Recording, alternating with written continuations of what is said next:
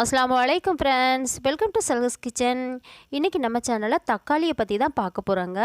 நம்ம வீட்டில் எந்த ஒரு சாப்பாடு செய்கிறதுனாலும் தக்காளி இல்லாமல் நம்ம செய்கிறதே கிடையாது.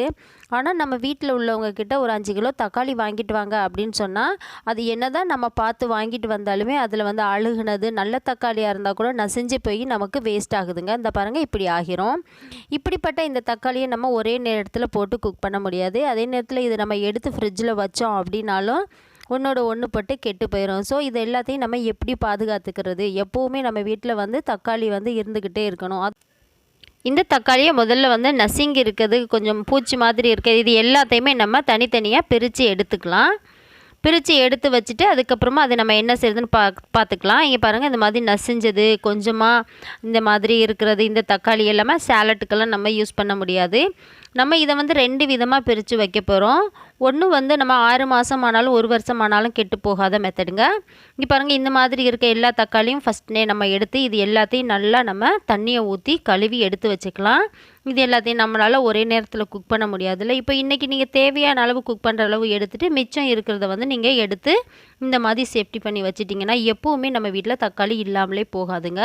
இது ஒரு தடவை செஞ்சிட்டிங்க அப்படின்னு சொன்னால் ஒரு 10 நிமிஷம் தான் ஆகுங்க.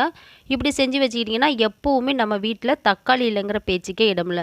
சரி வாங்க, அது எப்படி செய்யுதுன்னு பார்த்துடலாம். நம்ம கொஞ்சம் பூச்சி மாதிரி இருந்தது, நசுங்கி போனது, இது எல்லாத்தையும் எடுத்து நல்லா ஒரு 2-3 தண்ணியில் நல்லா அலசி எடுத்துக்கலாம்.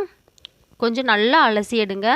அலசி எடுக்கும்போது நீங்கள் கொஞ்சமாக சால்ட் ஆட் பண்ணிக்கோங்க. நான் சால்ட்டு போட்டதை வந்து காட்டலைங்க. சால்ட்டு போட்டு நம்ம வந்து இது நல்லா அலசி எடுத்துட்டோம் அப்படின்னா அதில் இருக்க கிருமிகள் எல்லாமே போயிடும். அதனால் பயப்படவே வேண்டாம். இதை நல்லா கொஞ்சமாக சால்ட்டு போட்டு நல்லா அலசி எடுத்து வச்சாச்சு. இதை இப்போ நம்ம இன்னொரு பாத்திரத்தில் எடுத்து போட்டுட்டோம். இதை வந்து நம்ம இப்போ என்ன பண்ணணும்னா நல்லா குட்டி குட்டி பீஸை, இப்போ நீங்கள் சாம்பாருக்கு, பிரியாணி, சாம்பார், புளிக்குழம்பு இப்படி என்னென்னலாம் நீங்கள் வைக்கிறீங்களோ சேலட்டுக்கு மட்டும் இந்த மாதிரி செய்கிறது நம்ம வந்து யூஸ் பண்ண முடியாது.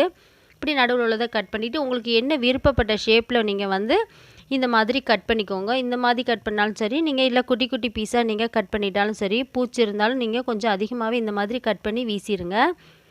இது எல்லாத்தையும் நம்ம தேவையான அளவுக்கு வந்து சின்ன சின்ன பீஸாக கட் பண்ணிக்கலாம். இல்லை கட் பண்ணி வைக்கிறதுனாலும் ஓகே. இல்லைன்னு சொன்னால் நம்ம இதை நல்லா மிக்ஸி ஜாரில் போட்டு அரைச்சிட்டு ஒரு நேரத்துக்கு தேவையான தக்காளி அளவு கூட எடுத்து வச்சுக்கலாம். அது உங்களோட இஷ்டம். நான் இன்றைக்கி இதை வந்து குட்டி குட்டி பீஸாக எல்லாத்தையுமே கட் பண்ணிவிட்டு ஒரு பாக்ஸில் வந்து போட்டு வைக்க போகிறேன். நல்லா கவர் பண்ண பாக்ஸாக இருக்கணும். இந்த மாதிரி ஒரு பாக்ஸ் வந்து எடுத்துக்கோங்க.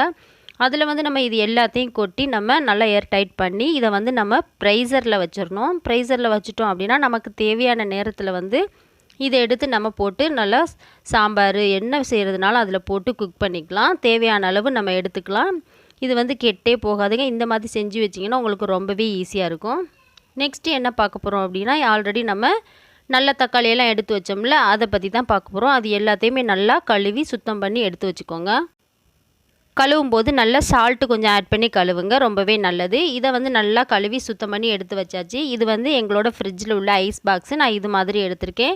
இதுதான் வைக்கணுமான்னு கேட்டால் ஒரு தட்டோ எடுத்துக்கோங்க. அப்படி இல்லைன்னு சொன்னால் நம்ம வெங்காய கூட இருக்குல்ல, அதை கூட நல்லா சுத்தமாக கழுவி நீங்கள் கொஞ்சம் கூட ஈரம் இல்லாமல் தொடச்சி வச்சுக்கோங்க. இப்போ இந்த தக்காளி எல்லாத்தையுமே ஒரு கொஞ்சம் கூட ஈரம் இல்லாமல் சுத்தமாக நல்லா நம்ம தொடச்சி எடுக்கணும். இந்த மாதிரி வச்சுக்கிட்டிங்க அப்படின்னு சொன்னால் 1 மாதம் ஆனாலும் நமக்கு வந்து தக்காளி கெட்டு போகாது. நம்ம எவ்வளோ தான் அவசரமாக இருந்தாலும் தக்காளி நம்ம கழுவிட்டு யூஸ் பண்ண தேவையில்லை. இந்த மாதிரி எடுத்து நம்ம சேஃப்டி பண்ணி ஃப்ரிட்ஜில் வச்சுக்கலாம். இது ரேஷனில் கொடுத்தா ரேஷன் வேஸ்ட்டி தாங்க. இது இருந்தால் போட்டுக்கோங்க. அப்படி இல்லைன்னு சொன்னால் நீங்கள் பேப்பர் கூட நல்லா யூஸ் பண்ணிக்கலாம். இல்லைனா நார்மலாக இருக்கக்கூடிய காட்டன் துணி கூட நீங்கள் யூஸ் பண்ணிக்கலாம். இப்போ இந்த மாதிரி துணியை வந்து கட் பண்ணிக்கோங்க. கட் பண்ணிவிட்டு கழுவி வச்சுருக்க தக்காளியை நல்லா தொடச்சி வச்சுருக்கோம்ல, கொஞ்சம் கூட ஈரம் இருக்கக்கூடாது. அது எல்லாத்தையும் நல்லா ஃபுல்லாக இதில் அடுக்கி விட்டுறலாம். அடுக்கி விட்டுட்டு அதுக்கு மேலேயும் நம்ம இந்த துணியை போட்டு விட்டுறலாம். துணி தான் போடணுமான்னு கேட்டால் இல்லை, பேப்பர் கூட நீங்கள் யூஸ் பண்ணிக்கலாம். ஆனால் கொஞ்சம் கூட எதுவுமே ஈரமாக இருக்கக்கூடாது. இப்போ இதுக்கு மேலேயும் இன்னொரு லேயர் நம்ம வந்து கொஞ்சம் கூட ஈரம் இல்லாத தக்காளியை வந்து நம்ம அடுக்கி வச்சுக்கலாம். இந்த பாருங்கள், இந்த மாதிரி நீங்கள் எல்லா தக்காளியும் நீங்கள் அடுக்கி வச்சுக்கலாம். இல்லைன்னு சொன்னால் ஒரு பேப்பரில் ஒவ்வொரு தக்காளியாக கூட சுற்றி வச்சுக்கலாம். அது கொஞ்சம் நமக்கு டைம் எடுக்கும். இந்த மாதிரி செஞ்சிங்கன்னா கொஞ்சம் ஈஸியாக இருக்கும். இது நம்ம வீட்டில் உள்ள குழந்தைகள்கிட்ட சொன்னால் கூட அவங்களே செஞ்சு வச்சுக்குவாங்க. மார்க்கெட்டுக்கு போயிட்டு வந்து தக்காளி அப்படியே அள்ளி கொட்டி வைக்காமல் இந்த மாதிரி ஒரு 5 நிமிஷம் நீங்கள் டைம் எடுத்து செஞ்சு வச்சுக்கிட்டிங்க அப்படின்னு சொன்னால் உங்களுக்கு ரொம்பவே ஈஸியாக இருக்குங்க. இந்த வீடியோ உங்கள் எல்லாருக்கும் பிடிக்குன்னு நினைக்கிறேன். பிடிச்சிருந்தால் லைக் பண்ணுங்கள், ஷேர் பண்ணுங்கள். முக்கியம் நம்ம சல்கஸ் கிச்சன் சேனலை சப்ஸ்கிரைப் பண்ண மறந்துடாதீங்க. தேங்க்யூ ஃபார் வாட்சிங். பாய்.